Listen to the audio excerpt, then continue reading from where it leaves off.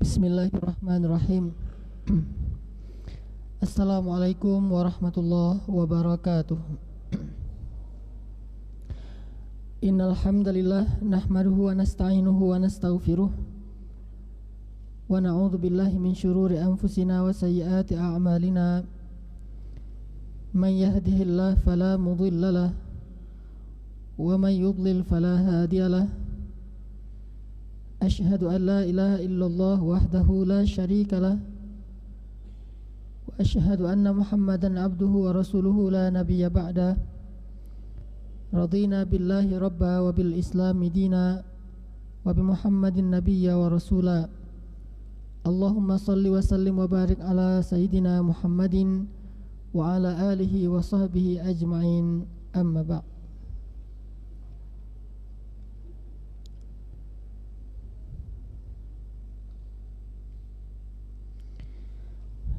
Ikhwati fillah,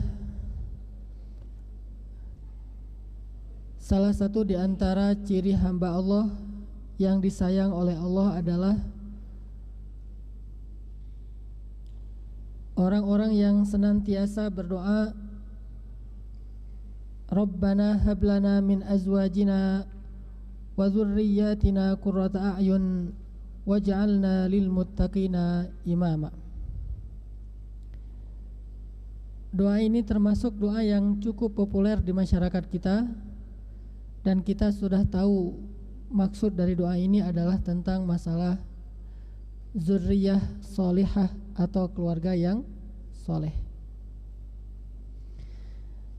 Di antara ciri hamba Allah yang disayang oleh Allah adalah mereka yang menginginkan untuk memiliki keluarga yang solehah. Tidak ada satupun hamba Allah yang beriman, hamba Allah yang faham agama, yang merasa bahwa lebih baik hidupnya sendiri daripada berpasangan dan memiliki keturunan. Kalaupun kita mendengar cerita misalnya Imam An-Nawawi, beliau meninggal dalam keadaan belum menikah, itu bukan karena beliau mengingkari pentingnya keluarga ataupun pernikahan. Akan tetapi karena kondisi pada waktu itu beliau sedang begitu sibuknya dengan tugas beliau sebagai ulama, mencari ilmu, mengeluarkan fatwa-fatwa yang sangat dibutuhkan oleh masyarakat. Beliau keliling dunia sehingga sampai tidak sempat untuk melaksanakan salah satu di antara syariat Islam yang cukup penting, yaitu keluarga. Seandainya Imam Nawawi mengingkari masalah pentingnya berkeluarga ini, maka beliau tidak mungkin akan menjelaskan hadis-hadis tentang masalah keluarga.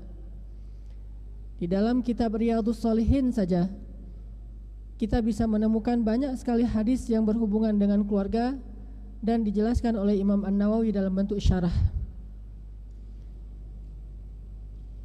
Semua orang yang beriman, semua orang yang faham agama, mereka akan merindukan keluarga yang zurriyah qurrata a'yun, merindukan istri yang menjadi penyejuk mata, merindukan anak-anak yang menjadi penyenang hati, dan juga merindukan seorang suami menjadi imam bagi mereka. Ini sudah menjadi fitrah iman, fitrah orang-orang yang yakin kepada Allah dan Rasulnya. Dan kalau kita membaca dalam sejarah para anbiya, banyak di antara para nabi itu ketika Allah mengisahkan kisah mereka di dalam Al-Quran, maka Allah mengisahkan sebagian dari kisah itu tentang keluarga mereka. Kita sebutlah salah satunya, misalnya ketika Allah mengisahkan tentang Nabi Ibrahim. Banyak kan doa-doa Nabi Ibrahim tentang keluarga? Apa yang paling populer doa Nabi Ibrahim tentang keluarga? Rabbi habli minas solihin, Rabbi ja'alni muqimas shalah. Ini adalah doa-doa yang berhubungan dengan keluarga. yang menunjukkan bahwa Nabi Ibrahim itu termasuk orang yang sangat merindukan keluarga yang solehah. Bahkan salah satu di antara contoh keluarga yang paling ideal yang kemudian dijadikan sebagai ikon di dalam Al-Quran adalah keluarga Ibrahim. Coba antum buka firman Allah di dalam surat Ali Imran, surat ketiga ayat 33. Jadi 333. Surat Ali Imran, surat ketiga ayat 33.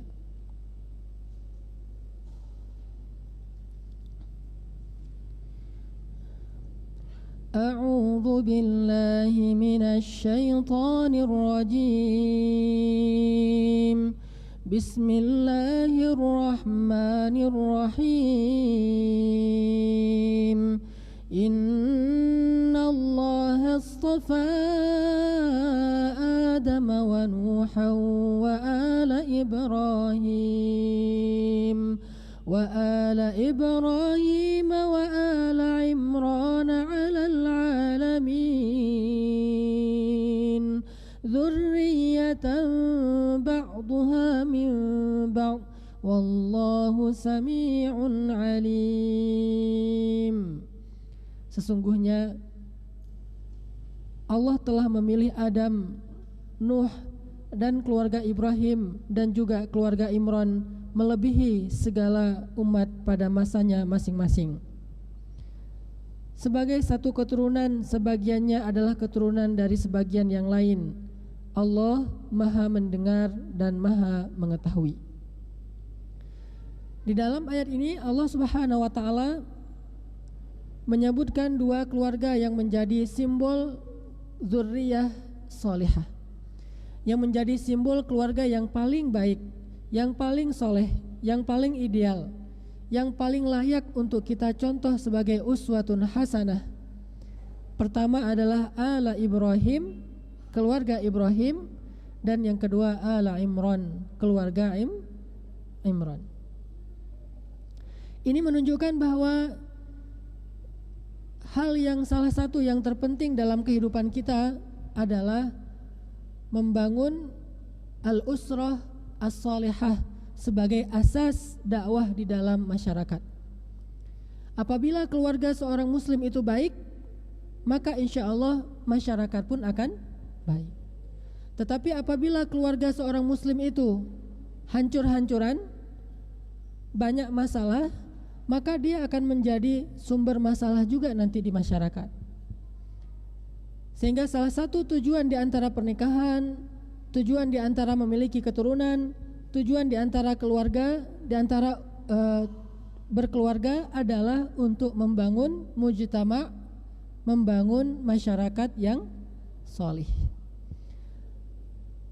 Maka dari itulah Allah Subhanahu wa taala sangat sayang kepada seorang hamba yang sungguh-sungguh membangun keluarganya menjadi dzurriyyah yang qurrata a'yun, yang sungguh-sungguh membangun keluarganya menjadi dzurriyyah yang solehah, yang sungguh-sungguh untuk menjadi seorang imam yang adil bagi orang yang bertakwa, sehingga dengan kesungguhannya itu di dalam rumah tangga, maka Allah Subhanahu wa taala nanti akan memberikan rahmat yang besar ke dalam masyarakat dan umat.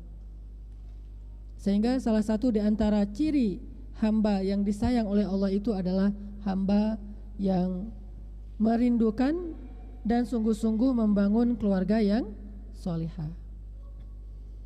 Lalu Allah buatlah gambaran, apa gambaran dzurriyyah qurrata a'yun? Istri, anak, suami, kan di situ ketiga kan? Di dalam surat Al-Furqan, Rabbana hablana min azwajina, istri, wa dzurriyyatina, anak, waj'alna, suami.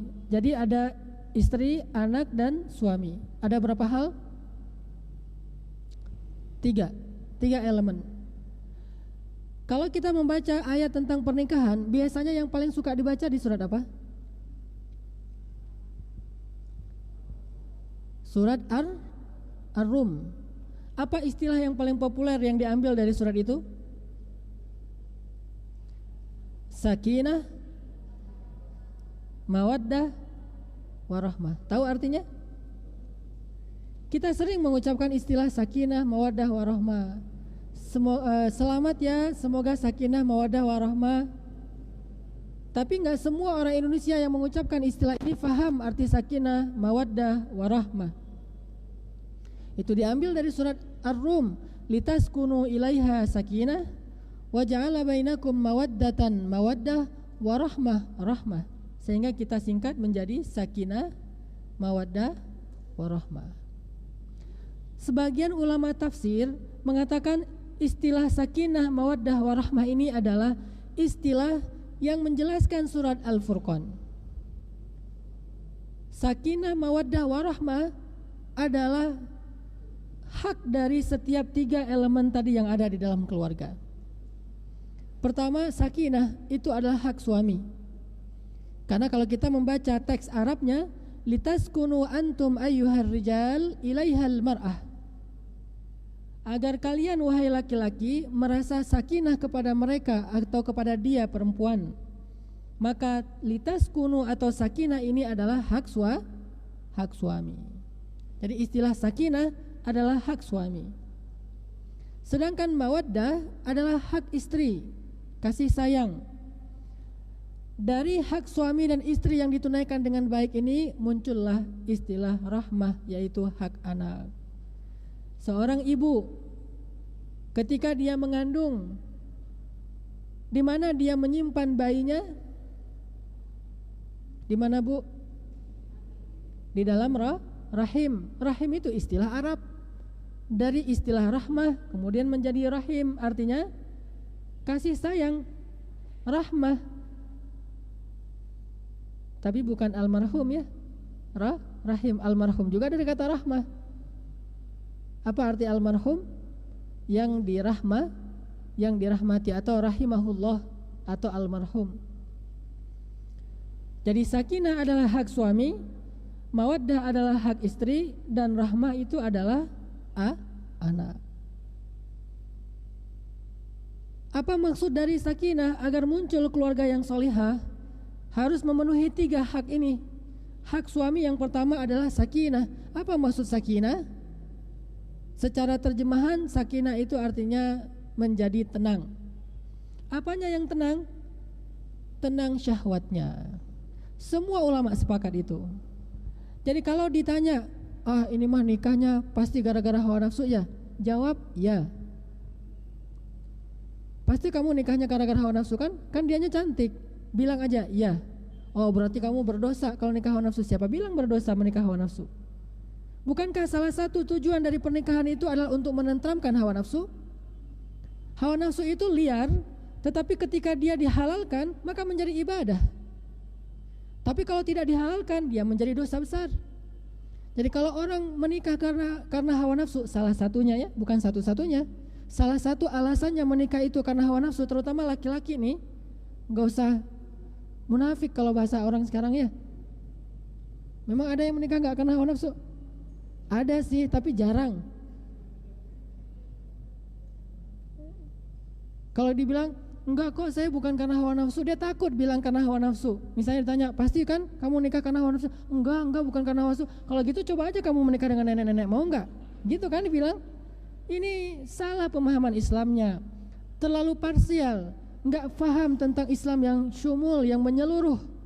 Dia pikir hawa nafsu itu seluruhnya jelek. Enggak lah. Wa amma man khafa maqama rabbih wa nahan nafsa 'anil hawa fa innal jannata hiyal ma'wa. Islam adalah agama solusi. Ketika Allah mengatakan wa nahan nafsa 'anil hawa, nahan nafsu. Jadi bahasa Indonesia kan? Nahan nafsa, jadi nahan nafsu. Itu kan bahasa Arab. Siapa yang nahan nafsa?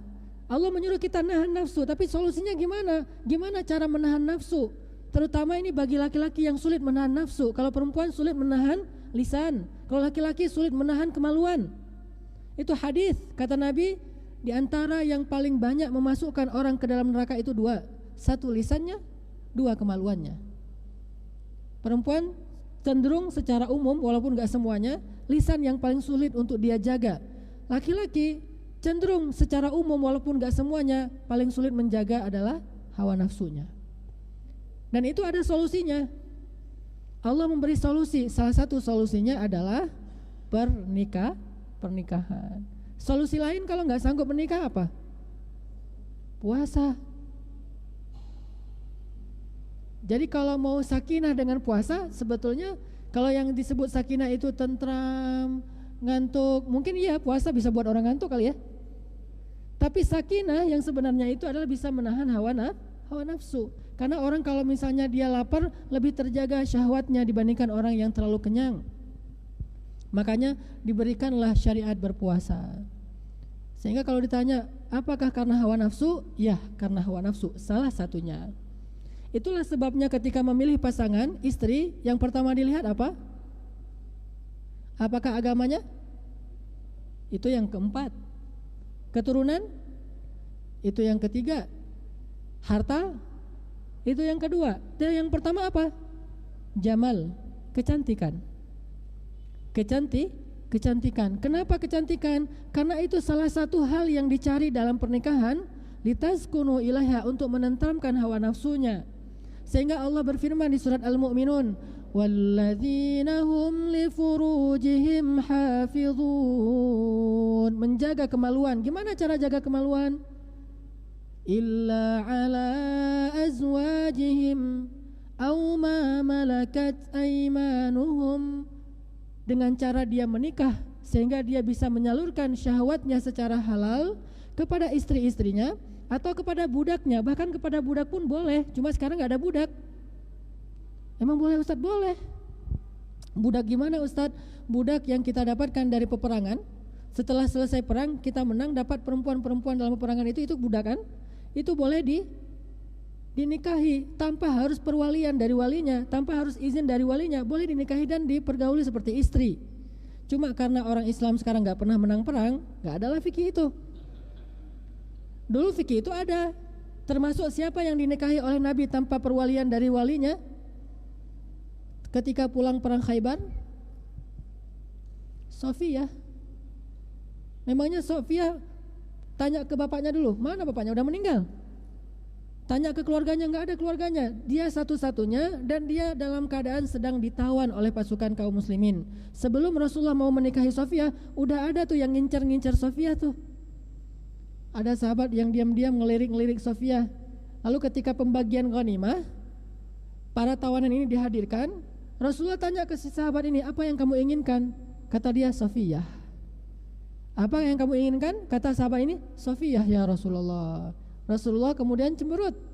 Kata Rasulullah, Allah sudah memberikan dia untukku. Kalau udah pakai Allah mah susah ya, udah pakai wahyu.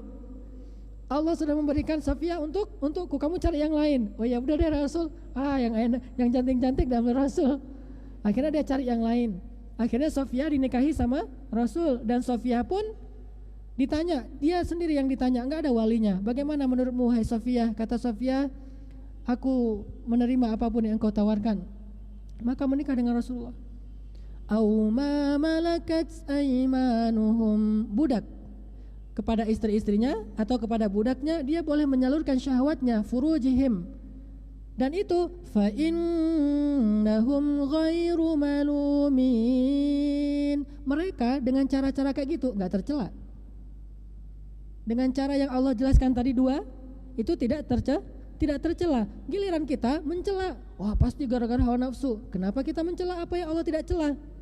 Giliran orang yang jelas-jelas berzina, faman ibtagha wara'a dzalika faulaika humul adun. Siapa yang menyalurkan syahwatnya dengan cara selain dua ini, faulaika humul adun. Itulah orang yang melampaui batas. Tapi yang menyalurkan syahwat dengan dua cara ini, qad aflahal mu'minun. Coba, beda banget mindset kita dengan mindset Al-Quran. Kita baca Al-Quran bukan untuk bangun mindset, kita baca Al-Quran untuk menumpuk pahala. Kalau kita baca Al-Quran untuk membangun mindset, kita jadi tahu, oh ini boleh-boleh saja, oh ini mah gak tercela, ini mah wajar-wajar aja, ini mah normal, ini mah standar. Tapi kalau kita baca Al-Quran sekedar untuk numpuk pahala, ketika dihadapkan dengan sedikit masalah-masalah kayak gini, kita bingung.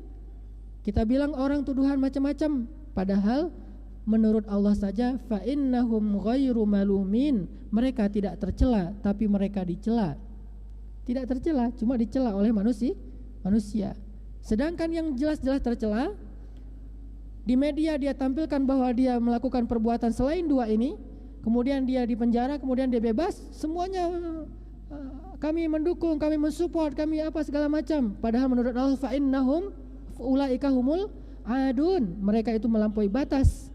Kebalik-balik masyarakat kita, gara-gara Al-Quran tidak dibaca untuk membangun pemahaman, tetapi dibaca sekedar untuk membangun pundi-pundi pahala. Jadi ikhwati sekalian, mulai sekarang fahamilah bahwa istilah sakinah itu bukan istilah lempeng aja asal bilang sakinah mawaddah warahmah, bukan. Istilah sakinah adalah istilah yang khusus menjadi hak seorang suami. Salah satu yang paling besar di situ adalah litaskunu ilaiha, artinya agar syahwat seorang suami itu bisa tersalurkan secara halal.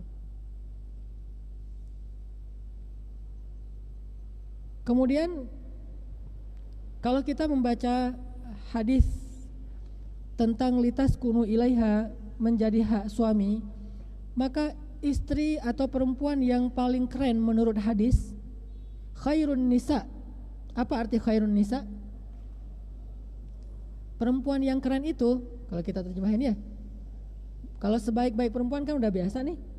Khairun nisa, kata Nabi, kalau digaulkan, perempuan yang keren itu, cewek yang keren itu, al-mar'atul lati idza nazarta ilaiha sarratka. Perempuan yang keren itu adalah istri yang kalau suami ngelihat ke arahnya, suaminya itu menjadi senang. Dia membuat suaminya itu menjadi berselera. Dia membuat suaminya itu menjadi tertarik kepada dia, menjadi bahagia dengan melihat dia. Ngelihat aja tuh. Gimana caranya Ustadz? Berarti akhwat sekalian, nanti kalau jadi istri atau yang sudah jadi istri, belajar menggoda suami. Itulah khairun nisa, itulah perempuan yang keren. Belajar menggoda suami. Menggoda suami bukan cuma dengan jalan atau mungkin dengan dance, bukan hanya dengan itu.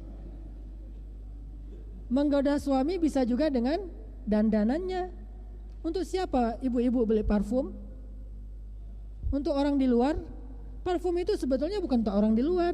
Parfumnya seorang perempuan, misalnya ibu-ibu nih senang, kawat yang ibu-ibu nih senang dengan aroma vanila misalnya. Pengalaman ya Ustadz? Ya, misalnya senang dengan aroma vanila, kan manis tuh rasanya, rasa vanila kan? Pakailah itu di rumah. Setelah selesai mandi pakai parfum vanila. Ketika suaminya datang, ketika dikecup di pipinya ada aroma vanila. Ketika memeluk suaminya ada aroma vanila. Itulah yang disebut dengan khairun nisa, perempuan yang keren. Cewek yang keren itu kayak gitu tuh, bisa menggoda suaminya sehingga litaskunu ilaiha. Ketika suaminya tadi nonton TV dengan iklan yang macam-macam modelnya, ketika suaminya tadi di jalan dengan berbagai macam model penampilan orang di luar, kan gejolak hawa nafsu seorang suami. Sehingga kata Nabi, kalau kamu di luar melihat sesuatu yang gak boleh kamu lihat, maka segeralah pulang. Kan untuk apa segera pulang? Untuk sakinah. Kenapa suami pulang kalau dia sedang gejolak hawa nafsunya? Supaya dia memperoleh sakinah. Makanya Allah dan malaikat melaknat seorang perempuan yang ketika diajak oleh suaminya tanpa ada alasan-alasan atau uzur syar'i, dia menolak keinginan suaminya. Kenapa? Tidak memberikan hak suami, dan itu bahaya bagi laki-laki. Mungkin dia tidak akan berzina, tetapi setidaknya ketika dia tidak berzina, pusing kan dia? Pusing gak? Pusing.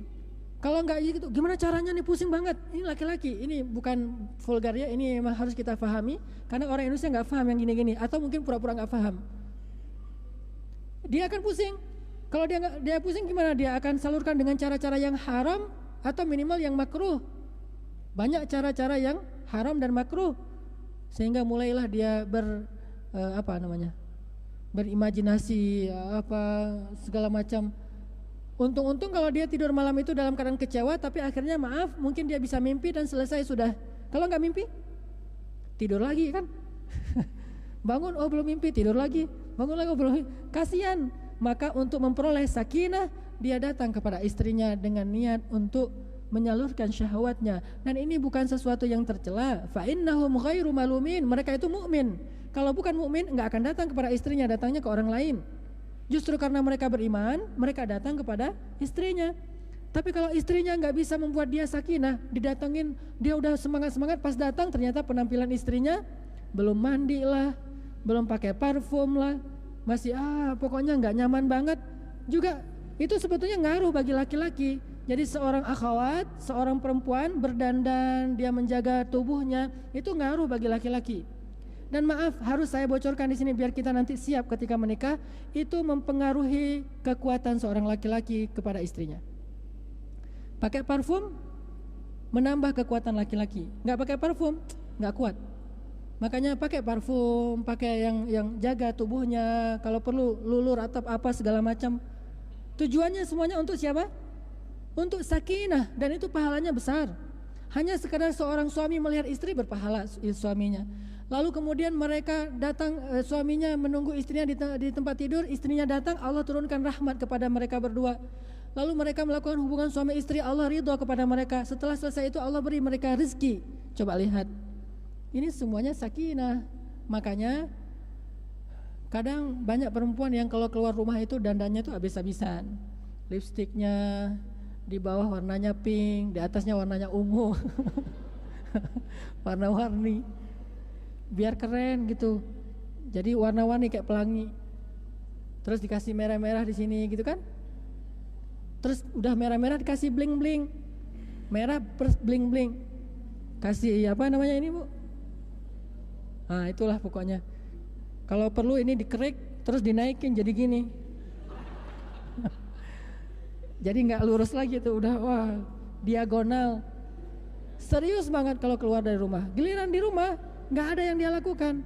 Benar-benar natural, kata dia, kan bapak suka yang natural. Enggak lah, gimana pun seorang suami suka seorang istri yang dandan. Akhwat sekalian, pergi deh ke mall-mall, cari pakaian-pakaian rumahan yang bagus-bagus untuk suami.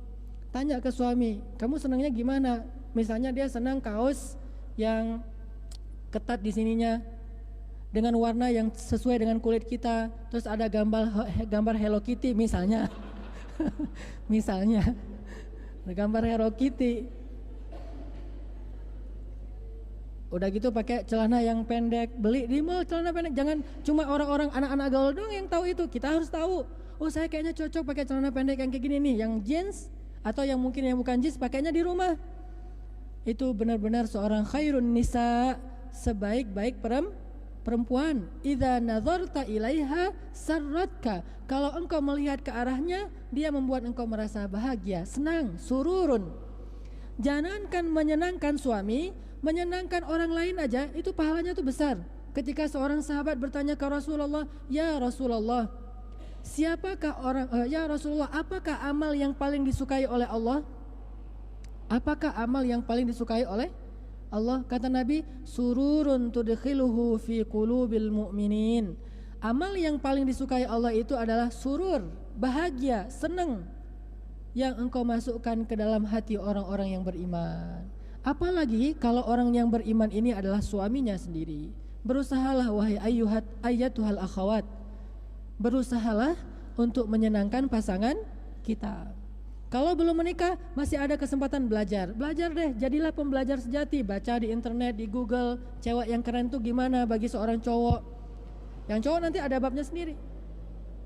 Sehingga, ketika kita menikah, maka kita benar-benar membuat suami itu merasa nyaman, bangga, sakinah.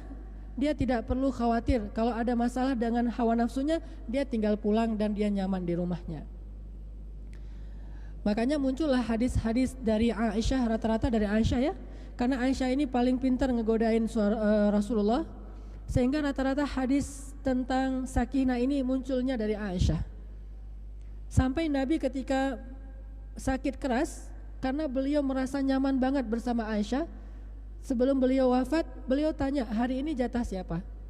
Kata istri-istrinya, jatah si fulan. Kalau besok jatah siapa? Jatah si fulan. Besoknya lagi jatah siapa? Jatah si fulan. Terus kapan Aisyahnya? Beliau pengen tahu kapan Aisyah, tapi nggak enak nanya Aisyah kapan, nggak enak. Cuma nanya besok siapa, lusa siapa, lusanya lagi siapa. Akhirnya istri Nabi tahu maksud Rasul pengen ke rumah Aisyah, sehingga mereka mengatakan, ya Rasulullah, marilah kami antarkan ke rumah Aisyah. Tidak masalah, kamu sedang sakit, maka jatah-jatahan nggak pakai jatah-jatahan deh, ke Aisyah aja nggak apa-apa. Rasulullah tersenyum bahagia. Kenapa? Sakinahnya di Aisyah. Sehingga ketika ditanya oleh sahabat, siapa manusia yang paling engkau cintai ya Rasulullah? Siapa jawabannya? Aisyah.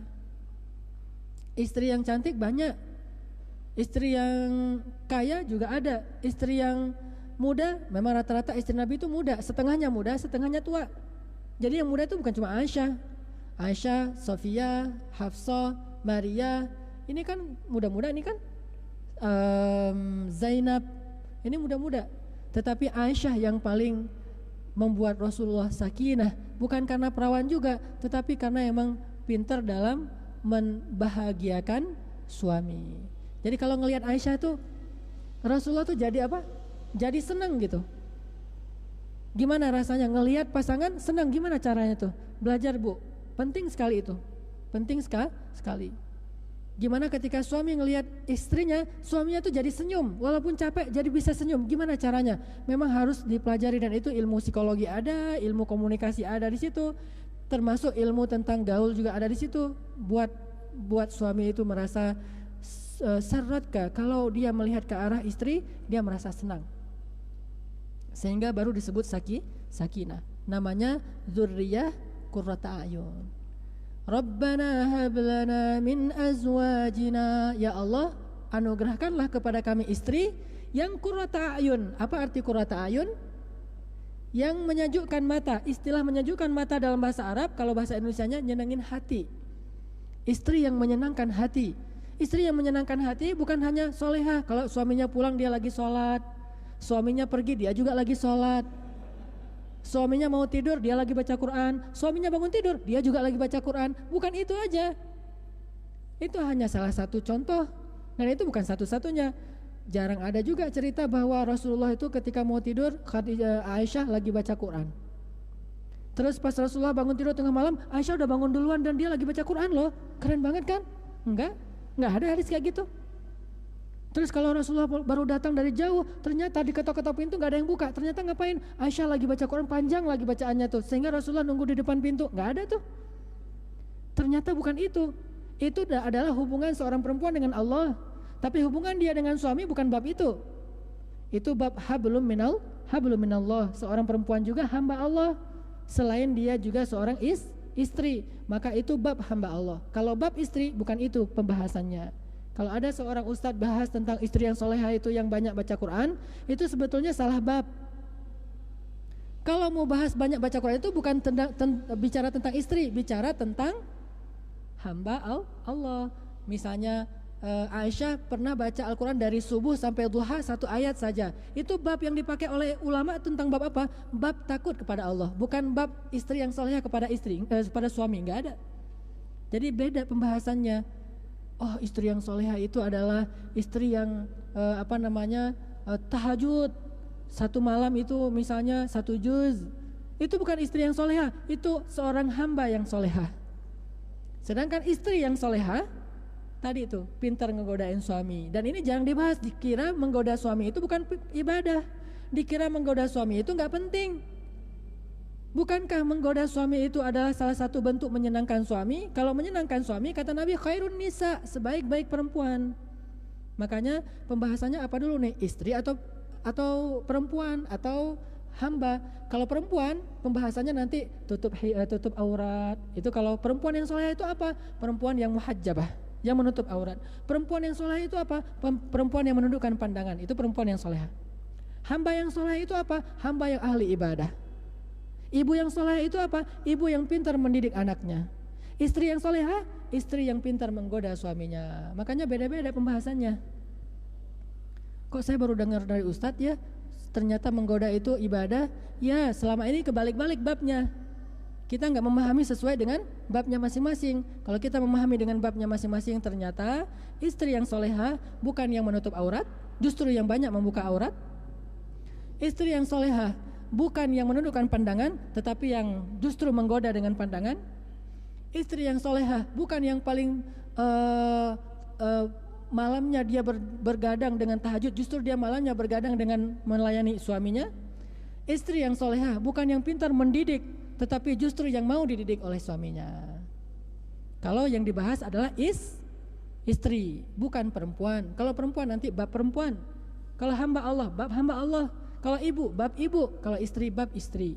Makanya ya akhwat, belajar untuk menjadi istri setelah kita mungkin faham menjadi seorang perempuan. Insya Allah dengan penampilan kayak gini saya melihat udah jadi perempuan solehah.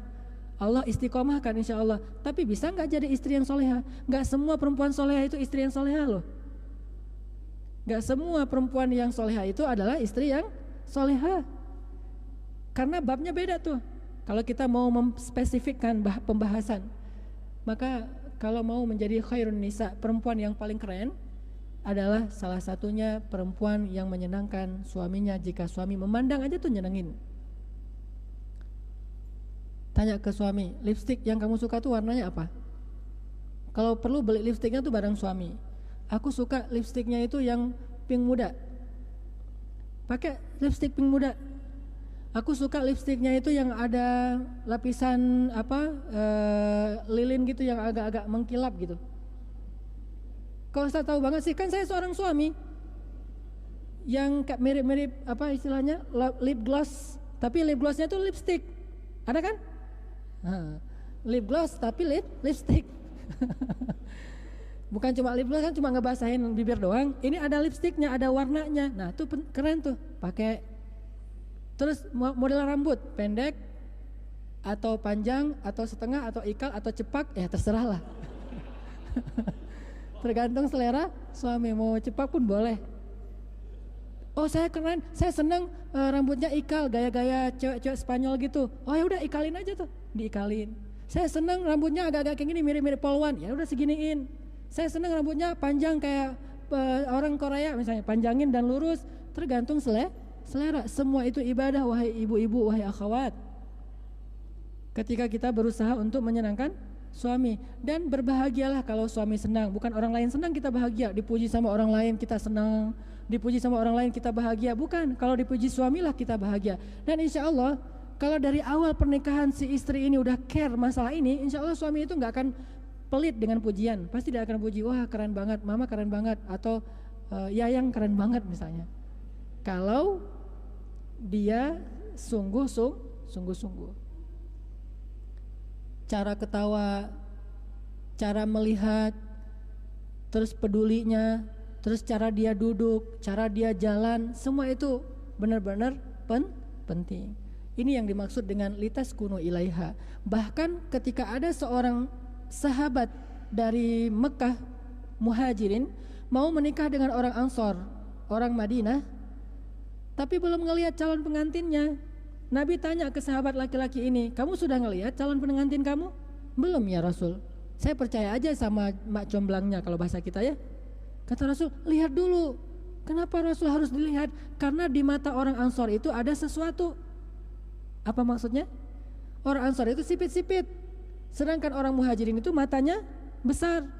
Orang muhajirin, orang Mekah gak suka perempuan yang matanya sipit. Sehingga khawatir kalau dia belum melihat calon istrinya, entar pas malam pertama ngelihat sipit, akhirnya dia nyesel. Makanya kata Nabi, kamu sudah ngelihat calon istri kamu? Belum ya Rasulullah. Lihat, karena di mata orang Ansar itu ada sesuatu. Rasulullah gak mau bilang sipit, gak enak. Ada sesuatu, maksudnya dia beda matanya dengan orang Makkah. Dan perempuan yang cantik itu salah satu simbolnya adalah hurul ain kan dalam bahasa Al-Quran. Hurum maqsuratun fil qiyam, yang matanya besar dan dia menjaga diri di dalam kemah-kemah. Maksudnya perempuan yang cantik itu versi Al-Quran, versi surat Ar-Rahman adalah yang matanya besar. Kalau matanya nggak besar gimana Ustadz? Gampang, pakai bulu matanya di jadi kesannya kayak orang pas acara pengantinan tuh gimana? Saya kadang-kadang nggak kenal dengan beberapa orang yang selama ini saya kenal, pas dia jadi pagar ayu. Jadi pagar ayu itu ternyata matanya tiba-tiba jadi besar dengan make up kan ya. Oh, mata ini ya ditebelin bulu matanya, terus ini ya garis kanan dan kirinya tuh agak tarik dikit. Jadi kesannya oh matanya lebar. Nah, ini semuanya adalah simbol kecantikan yang Allah gambarkan sendiri di dalam Al-Quran, digambarkan oleh Rasul di dalam hadis. Tujuannya apa? Tujuannya bukan untuk buat fitnah di luar rumah. Tujuannya adalah untuk mensakinahkan orang yang ada di dalam rumahnya, yaitu suami. Ini yang dimaksud dengan sakinah. Kita sering istilah sakinah tapi nggak ngerti. Sekarang saya tanya ke ikhwan, boleh menikah karena hawa nafsu? Boleh? Boleh atau boleh banget? Boleh banget. Itu ya, satu. Dua, mawaddah. Mawaddah itu adalah hak istri. Kalau hak istri, berarti saya menghadapnya ke sini nih. Kalau tadi kan hak suami menghadapnya ke sana. Kalau hak istri menghadapnya ke sini. Giliran ini yang diceramahin sekarang. Apa itu hak istri? Mawaddah. Apa itu mawaddah? Kelembutan, romantisme, itu hak istri. Maka seorang suami harus belajar menjadi cowok romantis. Romantis tidak selalu dengan kata-kata. Kalau kita aku bukan pujangga gitu-gitu deh. Nah, kalau nggak bisa jadi pujangga, nggak usah beromantis dengan kata-kata, daripada ntar pas kita bilang ngomong masalah romantisan pakai verbal, kata istri, itu mah copy paste, kan nggak seru kan ya? Ternyata kita baca dari internet, dia baru baca kemarin, historinya sama, pasti copy paste dari Google tuh. Kita bilang ke istri kita, bapak kamu tukang kayu ya? Kok tahu? Soalnya kamu sudah menggergaji hati aku gitu misalnya. Itu mah copy paste.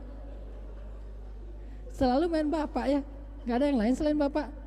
Bapak kamu tukang pos ya? Kok tahu sih? Soalnya dia sudah menghantarkan cinta kamu ke aku. Gitu-gitu kan? Itu mah copy paste. Kalau gak bisa ngeromantis pakai kata-kata, romantislah dengan perhatian. Romantislah dengan perhatian. Perhatikan, beri dia kenyamanan dan sebagainya. Saya baca di Google juga sih referensinya. Tapi yang berbahasa Inggris, artinya lebih keren dikit lah. 10 ciri cowok romantis. Mau tahu nanti saya kopiin. 10 ciri cowok romantis. Ketika dia di kendaraan, romantisnya tuh gimana? Gimana romantisnya cowok ketika di kendaraan? Gak tahu ya? Romantisnya laki-laki ketika di kendaraan, cara nyetirnya dia harus duduk jauh dari setir. Dia nggak boleh duduk nyetir tuh gini. Itu nggak romantis banget, kayak supir angkot. Cowok yang romantis tuh kalau nyetir tuh gini di kendaraan. Terus sebelah tangan, sebelah lagi dia pegang gigi ya, apa istilahnya? Ya, gitulah. Terus kalau dia beloknya itu ada pelajarannya. Ternyata ketika saya bawa istri saya, dia memperhatikan saya nyetir. Keren juga ya nyetirnya, gini-gini, gaya-gayaan. Duduknya agak jauh, yang tegak, jangan duduk udah jauh gini. Nggak romantis. Ketika istri mau masuk mobil, bukakan pintunya. Gimana cara ngebukakan pintu mobil untuk istri? Apa bedanya suami dengan supir? Cara buka pintunya tuh beda. Suami yang buka pintu dengan supir buka pintu gimana bedanya? Mana yang supir? Terus kalau misalnya kita ngajak pasangan kita dinner, ini bukan pelajaran pacaran ya, jangan dipraktekkan di pacaran, praktekkan ketika sudah menikah. Ketika kita ngajak pasangan kita dinner, kita duduknya di mana? Ada satu meja nih, kursinya ada 4, kita duduk di mana?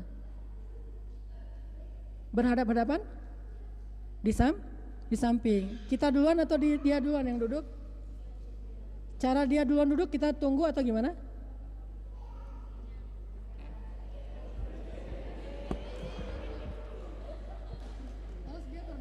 Dia berdiri, setelah dia berdiri jangan langsung ditarik. Ini meja pas dia datang kita giniin, pas dia udah berdiri kita rapetin dikit. Tapi kita nunduk. Dan cara rapetinnya tuh jangan gini. Kursinya tuh dipegang dari bawah. Dia duduk, baru kita duduk di sebelah. Saudara kok tahu? Baca dong. Karena kita punya hak dari mereka, yaitu sakinah. Mereka punya hak dari kita, yaitu mawaddah. Belajarlah. Istrinya belajar, perempuan belajar, laki-laki belajar. Hasilnya rahmah. Makanya mawaddah, Rasulullah itu sangat romantis kepada istri. Salah satu adegan romantisnya ketika naik kendaraan, saat Rasulullah membawa pulang Sofia. Sofia ini terkenal orangnya agak kecil, nggak setinggi Aisyah, nggak setinggi Hafsah, dia agak kecil. Sehingga ketika dia mau naik ke atas unta, nggak bisa naik. Gimana caranya Rasulullah membiarkan dia naik? Rasulullah dengan kerennya, dengan kesatrianya, beliau langsung begini. Sofia berdiri di atas lututnya Rasulullah. Sekarang kan mobilnya nggak gitu-gitu amat ya, kecuali mau naik truk. Kalau mau naik truk, mama silakan naik ke atas truk. Mungkin kita jongkok gitu. Ini kan naiknya mobil biasa, bukan mobil truk. Kalau dulu kan onta sama kayak truk. Jadi cara naikkan istri ke atas onta, nanti kalau pas umrah tuh, siapa yang umrah bawa istri, cara naikin istri ke atas unta, duduklah, biarkan istrinya yang berdiri di atas lutut kita. Dan setelah dia berdiri, lututnya tuh jangan disapu di depan dia. Itu nggak romantis banget. Dia berdiri kan pasti kotor kan lutut kita. Udah gitu pas kita berdiri gini-gini. Itu nggak keren banget cowok kayak gitu tuh. Masa ada cowok kayak gitu ya? Biarin aja kotor. Nanti ujung-ujung pas dia nggak ngeliat baru gitu-gitu. Kalau dia masih ngelihat jangan. Artinya hadis-hadis Rasul tentang mawaddah beliau kepada istri-istrinya itu banyak. Dan itu kita belajar, walaupun kita bukan manusia yang perfect, kita nggak kayak Rasulullah dan kita nggak sempurna seperti Rasulullah, tetapi minimal kita belajar bukan persis kayak Rasul, nggak. Artinya dari adegan-adegan romantismenya Rasulullah bersama istri menunjukkan bahwa mawaddah itu penting dalam keluarga. Mawaddah itu penting, dan kita sesuai dengan zuruf itu keadaan, kita bisa mengembangkan ilmu itu di dalam kondisi-kondisi yang kekinian dengan kecenderungan perempuan yang ada di kita, beda dengan yang ada di Arab misalnya. Sehingga memberikan mawaddah kepada istri, termasuk memanggil dia dengan panggilan yang baik, termasuk membelai dia, jangan tidur duluan, lebih bagus sih istri duluan yang tidur. Walaupun saya belum bisa kayak gitu selalu, kadang-kadang hilang duluan, istrinya belakangan. Berusahalah untuk istri lebih duluan yang tidur, suaminya belakangan. Bangunnya suami duluan, istri belakangan. Apa buktinya? Hadis Rasulullah selalu bangun duluan, Aisyah masih tidur. Akhirnya Rasulullah sholatnya di mana? Di sebelah Aisyah. Nah, itu menjadi dalil bahwa persentuhan suami istri itu tidak batal wudu. Aisyah raba-raba mana Rasulullah, ternyata dapat jempolnya, oh lagi sholat. Aisyah lanjutin tidurnya. Rasulullah tidur di sebelah sholat di sebelah Aisyah. Ketika Rasulullah sudah selesai sholat tahajud, baru Rasulullah membangunkan Aisyah untuk sholat witir. Nggak tega dibangunin untuk tahajud, kasihan, karena sholat Rasulullah kan panjang banget. Sehingga Rasulullah mengajak Aisyah sholatnya pas witir. Itu juga romantis. Termasuk hadis ketika Rasulullah datang, Aisyah sedang dalam keadaan nggak masak hari itu kan ya. Masak itu tugas istri atau bukan, ibu-ibu? Masak? Tugas istri atau bukan masak? Masak itu bukan tugas istri. Istri nggak ada kewajiban memasak. Terus kalau lapar gimana? Beli aja warung Padang. Nggak ada kewajiban seorang istri harus masak. Tidak ada kewajiban seorang istri harus nyapu rumah. Nyapu rumah, nyuci pakaian, itu nggak ada tuh. Terus kewajiban istri apa tadi tuh? Yang sakinah tadi. Kalau yang ini bonus dari istri, karena istrinya solehah banget, maka dia masak, maka dia nyuci baju, maka dia membersihkan rumah. Itu pahalanya pahala sedekah. Tapi jangan sampai gara-gara yang pahala sedekah, dia sampai tidak menunaikan kewajiban yang pertama tadi. Gara-gara sibuk masak, gara-gara sibuk nyapu, akhirnya gak sempat dandan. Itu dandan itu nomor 1, masak dan nyapu itu nomor 2. Kalau misalnya masih sempat dandan, ya udah masak dulu aja deh, karena suami pulang masih sejaman lagi, misalnya masak sebentar, setelah itu dandan. Jadi suami pun ketika pulang dan ternyata nggak ada makanan di rumah, jangan nyalahin istri. Mama ngapain aja di rumah? Dan pa, wah kerjaan dan. Ya emang dan kerjaannya kan ya. Bahasa Arabnya perempuan apa? Selain nisa, al-mar'ah. Bahasa Arabnya cermin apa? Mir'ah. Al-mar'ah tuhibbul mir'ah. Perempuan itu suka cermin. Al-mar'ah dan mir'ah itu saudara kembar, gak bisa dipisah. Makanya cuma bedanya apa? Kan bahasa Arab itu kan gak ada barisnya kan. Kalau kita salah baca, mau baca perempuan yang solehah adalah kita baca al-mir'atus solehah, cermin yang solehah. Gara-gara beda baris. Makanya saudara kembarnya perempuan itu adalah cermin. Makanya orang Arab menyebut cermin itu dengan istilah yang sama dengan perempuan, hanya dibedakan barisnya. Al-mar'atu tuhibbul mir'ata. Sesungguhnya perempuan suka kepada cermin. Dan tugas utamanya masak, nyuci dan nyapu itu bukan tugas utama perempuan, istri, tapi tugas utama pembantu. Kalau nggak ada pembantu ya silahkan jadi sunnah, jadi tambahan nafilah, jadi ibadah sedekah dari seorang perempuan. Rasul pulang, pas sampai di rumah buka-buka panci nggak ada isinya. Oh, Aisyah nggak masak. Apa kata Rasul? Aisyah, hari ini aku puasa. Untung nggak masak, gitu kan? Jadi Aisyah nggak merasa bersalah nggak masak karena Rasulullah tadi nggak ada niat puasa. Tapi kan puasa sunnah bisa diniatkan belakangan dengan syarat dari subuh belum makan apa-apa. Pas jam-jam 8 buka-buka panci nggak ada isi, ya udah deh puasa aja hari ini. Istrinya nggak merasa terbeban. Tapi pernah Rasulullah niatnya mau puasa, Aisyah lagi sibuk-sibuk di belakang masak-masak. Kata Rasul, Aisyah hari ini aku gak puasa. Sehingga Aisyah juga merasa dihargai. Itu mawaddah. Jadi gak harus istri yang masak. Kalau suami bisa masak, malah sekarang lagi keren ya. Salah satu ciri cowok keren itu sekarang bisa masak, chef.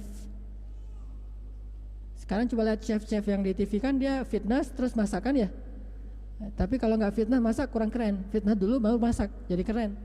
Masak apa? Saya kemarin belajar memasak di salah satu restoran di sini. Cara buat telur ada 5 cara buat telur. Gimana caranya buat telur di mata sapi tapi nggak ada minyaknya? Diajarin sama chef yang ada di dekat Boromeus, ada toko. Oh, belajar cara masak telur. Karena istri dan anak-anak saya suka mata sapi yang nggak terlalu kering. Dan kalau pakai minyak pagi-pagi kan nggak bagus. Makan banyak minyak kan, gimana caranya? Belajar. Terus kalau masak sendiri kan keren tuh, tapi pakai baju agak-agak keren juga biar kerennya bertambah. Masak, hidangin, cara hidanginnya gimana? Nggak harus istri lah, tapi kalau istrinya mau, apa salahnya? Kalau istri bisa masak juga sebetulnya itu ada nilai plus di mata suami, karena masakan istri selalu dia banggain depan teman-temannya. Istri gue kalau masak mah apa aja yang dipegang pasti enak tuh. Dia pegang wortelnya jadi gurih.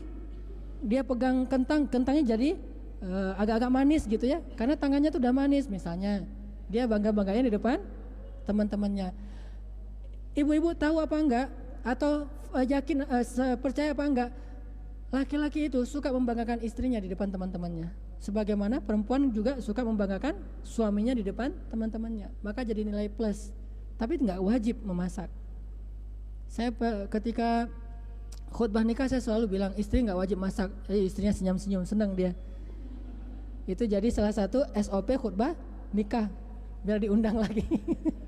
Ternyata senang ibu-ibu kalau nggak dibilang nggak usah masak. Terus adegan lain yang terkenal dari Rasulullah dan Aisyah atau Khadijah, apa adegannya? Ketika Rasulullah datang dan Aisyah sedang main boneka-bonekaan kan? Itu jadi hadis bahwa patung yang dipakai untuk mainan yang kita sebut dengan istilah boneka itu boleh dalam Islam. Jadi nggak usah khawatir, ini mah patung, buang dari rumah ntar nggak masuk malaikat. Nggak, ada hadisnya. Aisyah main boneka-bonekaan dalam bentuk manusia, orang, dan itu Rasulullah membolehkan, sehingga tidak masalah kalau anak-anak kita atau keluarga kita di rumah ada yang punya Barbie, ada yang punya mungkin beruang, ada yang punya hewan, ada yang punya manusia. Patung di rumah ditaruh di tempat tidur, ditaruh di mobil, nggak masalah karena itu bukan sesuatu yang disembah. Nah, Aisyah lagi main boneka-bonekaan, Rasulullah langsung datang. Gimana cara Rasulullah menyamperi Aisyah? Kalau istri sedang duduk, suami mau bicara, cara bicaranya gimana? Duduklah di depan dia. Jangan bicara, misalnya ini istri. Misalnya ini istri. Daripada saya tunjuk ke sana kan nggak boleh. Misalnya ini istri nih. Lagi duduk. Kita kalau mau ngomong sama istri dalam jarak dekat, jangan berdiri. Itu sama kayak nyeramahin istri. Lo ya, gitu kan? Kalau mau ngomong sama istri dalam jarak dekat, kita duduklah di sebelah dia ngomong dengan tatapan mata yang lurus, nggak sampai kita lebih tinggi dari dia. Itu nggak baik dalam ilmu komunikasi. Kalau kita mau berdiri ngomong sama dia, beri jarak yang agak jauh, sehingga dia kalau kita ngomong sama kita dia nggak akan terlalu ngelongok ke atas. Coba kalau istri lagi ngomong, kan kasihan istrinya, merasa dihakimi kan? Itu kan secara psikologi orang yang ngelihat ke atas itu merasa dihakimi, orang yang ngelihat ke bawah itu merasa menghakimi. Maka duduklah yang sejajar dengan dia. Rasul ketika Aisyah lagi main boneka-bonekaan di dalam rumah, pas Rasulullah masuk langsung duduk di sebelah dia. Bahkan di sebelah kayak gini nih, ini apa? Terus yang ini apa? Ditanya sama Rasul, biar Rasulullah nyambung, setelah nyambung main boneka-bonekaan dengan Aisyah. Ini komunikasi Rasulullah dengan Aisyah, enggak sambil Rasulullah duduk di atas. Kan ada orang zaman dulu merasa bahwa saya kan suami, imam, harus sujud istri kepada suami. Dia duduk kayak gini dengan nyamannya, sambil megang apa misalnya rotan. enggak sesadis itulah. Dia sambil ngopi-ngopi, istrinya duduk di tempat yang bawah sambil nonton bersama anak-anaknya. Itu enggak keren.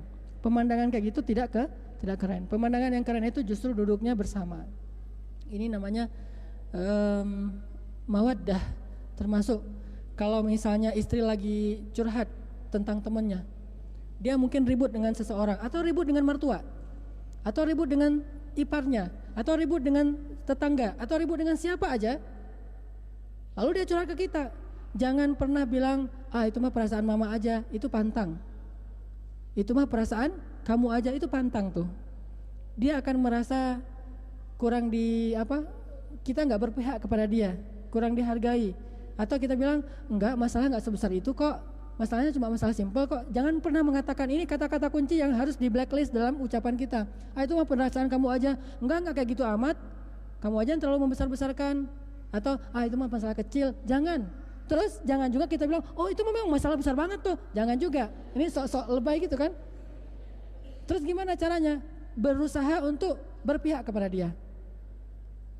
Walaupun dia salah, tapi berpihak dulu. Karena bukan mendukung kesalahan dia, berpihak dulu. Nanti setelah itu nanti kita arahin pelan-pelan.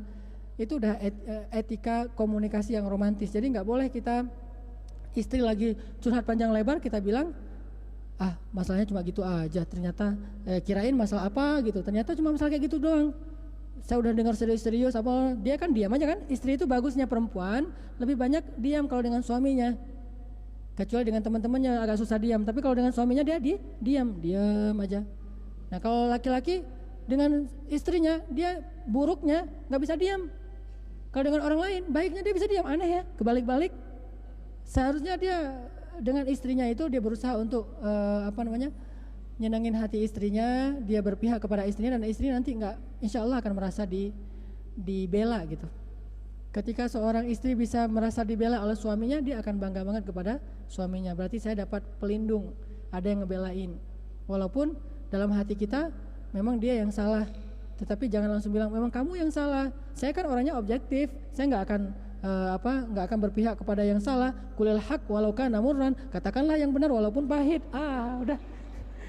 Pakai hadis lagi. Katakanlah yang benar walaupun pahit. Udah, pahit langsung setelah itu. Jangan. Jadi mawaddah, nanti bisa banyak tambahan yang lain. Terus yang terakhir rahmah. Rahmah itu kasih sayang dari Allah Subhanahu wa taala. Makanya inti dari pernikahan itu salah satunya adalah memperoleh keturunan yang menyejukkan mata, baik laki-laki ataupun perempuan. Dan Nabi SAW juga sering mengatakan, perbanyaklah anak, sesungguhnya aku membanggakan umatku nanti di padang mahsyar dengan banyaknya jumlah mereka, kan ya, dengan banyaknya jumlah mereka. Jadi istilah banyak anak ini bukan istilah berarti banyak anak banyak rezeki dan lalu kemudian berlepas tanggung jawab, enggak. Tapi maksudnya kalau seorang ayah itu punya banyak anak dan dia bisa mendidik, kerjasama dengan istrinya pastinya, bisa mendidik dan menafkahi, itu jauh lebih utama dalam Islam daripada seorang ayah dan ibu yang punya anak cuma 2. Jadi nggak ada cerita 2 lebih baik, nggak ada. Tergantung, kalau misalnya dia punya banyak anak ternyata terlantar, itu banyak dosa malah. Tapi kalau banyak anak dia nafkahi secara zahir, dia tarbiyah secara batin, dia berikan pemahaman agama yang baik, jadi anak yang soleh, bahkan berprestasi, ini justru ayah yang luar biasa. Makanya di Palestina dalam kondisi perang, mereka rata-rata anaknya itu lebih dari 10. Kenapa? Kalau anaknya sedikit habis sudah mujahid. Dan alhamdulillahnya Allah memberikan di sana banyak anak laki-laki dibandingkan perempuan, sehingga bisa langsung dipakai untuk jihad. Bukan berarti enggak ini anak perempuan, enggak. Maksudnya di sana dibutuhkan anak laki-laki karena kebutuhan jihad. Rata-rata yang saya kenal teman-teman dari Palestina itu, para ulama-ulama dan mujahid yang saya tahu, itu rata-rata anaknya lebih dari 10 dan setengahnya lebih laki-laki. Sekitar 15 tahun kemudian udah jadi calon prajurit baru. Coba bayangin kalau 15 orang berarti setiap tahun muncul prajurit baru dalam satu keluarga tuh. Sehingga kata Nabi, maaf, ini kata Nabi bukan kata Ustaz Hanan. Kata Nabi dalam hadis Bukhari, laki-laki yang memiliki istri lebih dari 1 itu lebih baik daripada laki-laki yang memiliki istri cuma 1. Kenapa Nabi sampai bilang gitu?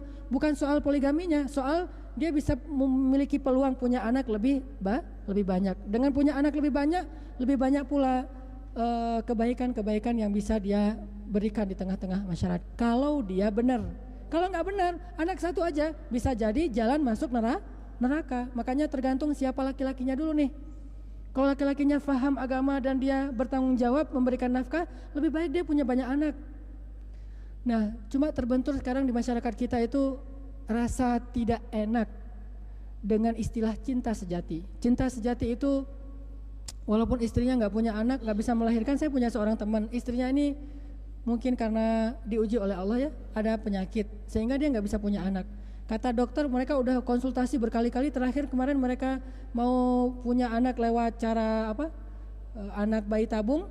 Ternyata udah 3 kali uji coba bayi tabung nggak berhasil karena masalahnya di istrinya. Kata dokter 1% dari 100% cuma 1% kemungkinan istri bapak bisa punya anak. Saya bilang ini bukan soal saya ngusulin yang jelek-jelek ya, tetapi punya anak itu penting. Makanya kalau istri ini paham, dia akan mengusulkan jangan ceraikan saya, tapi menikahlah lagi agar kamu punya anak. Itu kan yang diusulkan oleh Sarah kepada Ibrahim, sehingga Ibrahim menikah dengan Hajar. Lalu Ibrahim punya anak Ismail, lalu Allah beri balasan kepada Sarah karena kebaikannya Ishak. Dari Ishak muncul keturunan Nabi, Yakub, Yusuf dan sebagainya sampai Isa. Tapi di kita itu disebut pelanggaran terhadap cinta sejati. Entah apa arti cinta sejati dalam persepsi orang Indonesia. Mungkin terlalu banyak baca Shakespeare ya, sehingga cinta sejatinya persepsinya barat. Kalau dalam Islam, cinta sejati itu adalah cinta karena Allah. Mana yang menurut Allah itu baik, itulah cinta sejati. Mana yang menurut Allah itu buruk, maka itu pengkhianatan terhadap cinta sejati. Di kita enggak, cinta sejati itu adalah cinta versi Shakespeare atau orang-orang barat. Makanya karena itulah akhirnya dia terbeban, dia murung sendiri, dia mau memutuskan mau menikah lagi, enggak enak sama istrinya juga enggak punya inisiatif kesadaran. Ini salah. Kalau dalam pemahaman Islam ini salah. Kecuali istrinya tidak punya cacat dan bisa memberikan anak kepada suaminya, ini lain lagi babnya. Ini istrinya enggak bisa memberikan anak, berarti dia salah. Dia harus membiarkan suaminya memiliki anak, karena bisa jadi orang yang seperti ini kalau mendidik anak jauh lebih baik, sehingga nanti muncul kebaikan di tengah-tengah masyarakat. Karena salah satu tujuan dari pernikahan itu adalah islahul mujtama', memperbaiki masyarakat. Serius amat? Oke. Sakinah, mawaddah, warahmah. Sakinah hak siapa? Mawaddah hak siapa? Rahmah itu adalah anak. Maka mudah-mudahan Allah Subhanahu wa taala menjadikan kita termasuk di antara orang yang merindukan keluarga yang solehah. Lalu ketika Allah beri kita kesempatan untuk berkeluarga, untuk membentuk keluarga yang solehah, maka Allah memberikan kita kesiapan untuk memberikan hak orang-orang yang menjadi tanggungan kita. Seorang istri memberikan hak suami, yaitu sakinah, dengan cara dia menjaga kecantikan dia, berdandan, menggoda suami. Seorang suami memberikan hak istri, mawaddah, dengan cara belajar menjadi seorang suami yang bisa menyayangi istrinya, yang bisa romantis ke istrinya, yang bisa membela istrinya dan melindungi istrinya. Dan mudah-mudahan dari dua sakinah mawaddah ini Allah anugerahkan rahmah. Allah anugerahkan anak yang menjadi pengikat yang lebih kuat daripada sekedar cincin dan buku nikah terhadap seorang laki-laki dan perempuan. Amin ya rabbal alamin. Yang sudah menikah berapa orang di sini? Satu, angkat yang tinggi. 1, 2, 3, 4. Yang akan menikah berapa orang? Yang nggak ngangkat tangan berarti nggak diaminkan malaikat, nggak nikah. Jomblo sejati ntar. Insyaallah semuanya bakalan menikah. Barakallahu li wa lakum. Wassalamualaikum warahmatullahi wabarakatuh.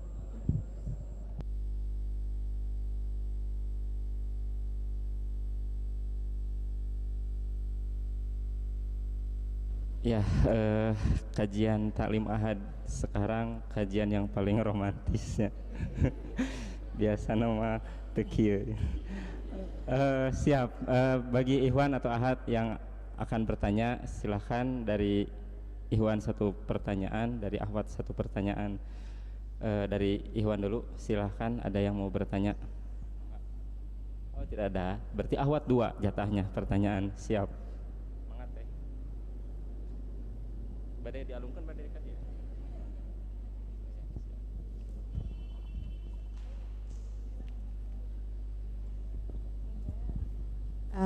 Assalamualaikum. Nama saya Fitri Ustadz.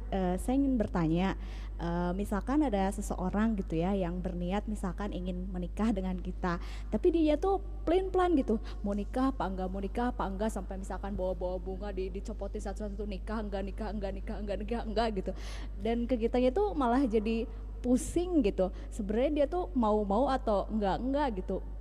Menurut Ustadz bagaimana sih gitu menghadapi orang yang seperti itu?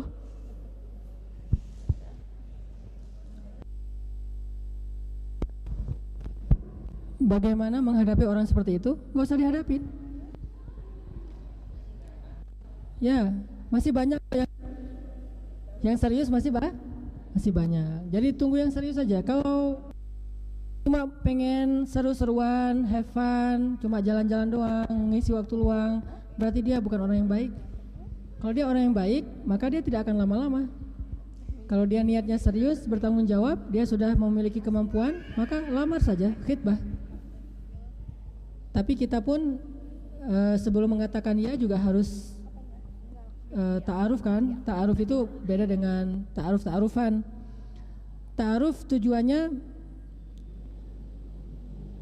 pertama untuk mencari tahu tentang calon pasangan kita. Kedua untuk mencari tahu apakah kita ngeklik nggak ke dia. Dan bagi yang belum menikah, saya pesankan sebagai orang tua nih. Bagi yang belum menikah ya, khusus bagi yang belum menikah, sebagai orang tua, saya pesankan kalau menikah, selain masalah agama, yang paling penting untuk jadi pertimbangan itu cinta. Benar-benar harus dirasakan di sini nih. Kalau nggak kerasa di sini, tapi orangnya baik, orangnya soleh, orangnya udah nggak kerasa di sini, tunggu dulu deh, tunggu sampai kerasa. Kalau nggak kerasa, jangan dulu. Kenapa? Nggak akan baik nanti hubungannya. Kalau hanya sekedar mengandalkan agama belum selesai. Makanya Nabi menikah dengan istri-istrinya. Satu yang beliau pakai cinta, dua yang beliau pakai cinta, Khadijah dan Aisyah. Itu beda banget hasilnya kan. Makanya itu jadi pertimbangan juga. Walaupun agama nomor satu pastinya, cuma cinta itu harus dipertimbangkan. Dan gimana kita cinta itu kita tahu ada apa enggak? Rasain aja di sini. Kalau bahasa kerennya, close your eyes, listen to your heart. Rasain aja di sini. Ada enggak di sini? Kalau enggak ada di sini, enggak usah deh. Tapi kalau yang ada di sini cuma enggak ada dalam agama. Agamanya nggak baik, cuma kerasa banget di sini, suruh dia perbaiki agama. Cinta itu penting, makanya, dan jangan bilang cinta itu sesuatu yang nista, enggak. Cinta itu anugerah dari Allah. Allah Subhanahu Wa Taala maha cinta. Orang-orang yang beriman akan kami berikan wudda, kami berikan cinta. Makanya kalau dia nggak serius, berarti dia belum ngerasain apa-apa dalam hatinya. Antara ya enggak. Ntar udah nikah, gitu lagi gimana? Makanya dia nggak serius, jangan. Cari yang lain, tunggu yang lain, bukan cari yang lain, tunggu yang lain. Dan sekedar informasi, saya punya banyak sekali yang mau menikah tapi belum jelas calon-calonnya nih. Jadi kalau udah ada yang pengen nikah boleh menghubungi saya. Bukan dengan saya, dengan banyak calonnya di dalam ini ada sekitar, kalau yang perjakanya dan keren-keren ada sekitar 5 orang. Ada yang hafiz, ada yang pengusaha muda, masih perjaka, masih anak muda. Yang perempuan juga banyak. Ada beberapa orang yang juga ini ke saya, nanti silakan Ustaz mau ini. Terutama yang akhwat, karena kalau diperkenalkan dengan cara kayak gini insya Allah lebih selamat. Kita ustadznya tahu ini siapa, si fulan ini bagaimana latar belakangnya, keluarganya seperti apa, daripada ujuk-ujuk ketemu di mall tukar nomor PIN BB, jadi kan bahaya juga tuh. Jadi cobalah untuk mencari dengan cara yang baik. Ada lagi? Bismillahirrahmanirrahim, Ustaz. Ya. Kan tadi yang rentan itu yang ada 2. Yang pertama itu lisan dan yang kedua itu kemaluan. Nah, yang kemaluan itu kan untuk pria dan ininya menikah. Sedangkan yang itu lisan, menjaga lisan, nah itu bagaimana Ustaz? Gitu. Solusi menjaga Perempuan. lisan. Iya, untuk perempuan. Khairan aw liyasmut, hendaklah berkata-kata yang baik atau diam. Kalau laki-laki hendaklah menikah atau puasa kan? Kalau perempuan hendaklah berkata-kata baik atau diam. Puasanya sama dengan diam, menikahnya sama dengan berkata-kata baik, sama, 2 solusinya. Bagi laki-laki menikahlah atau puasa. Bagi perempuan berkata-kata yang baik-baik aja. Kalau ngomong tuh yang enak, yang menghasilkan kebaikan. Kalaupun nggak berpahala minimal yang baik lah. Kalau nggak pun berpahala, kalau nggak bisa juga ya udah diam. Itu solusi. Falyakul khairan aw liyasmut. Belajar kalau ngomong itu yang isinya kebaikan-kebaikan, atau kalau enggak belajarlah diam seperti diamnya Maryam di dalam surat Maryam. Tuh.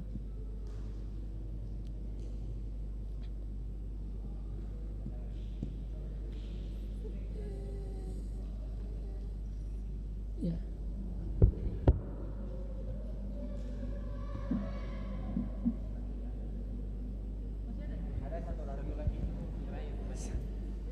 Assalamualaikum warahmatullahi wabarakatuh. Ustaz,